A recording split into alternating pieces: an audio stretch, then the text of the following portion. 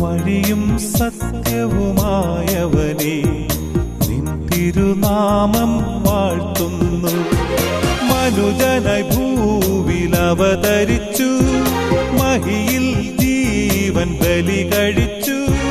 തിരുനിണവും ദിവ്യഭോജ്യവുമായി ഈ ഉലകത്തിൻ ജീവനായി വഴിയും സത്യവുമായവനെ നിൻ തിരുനാമം വാഴ്ത്തുന്നു.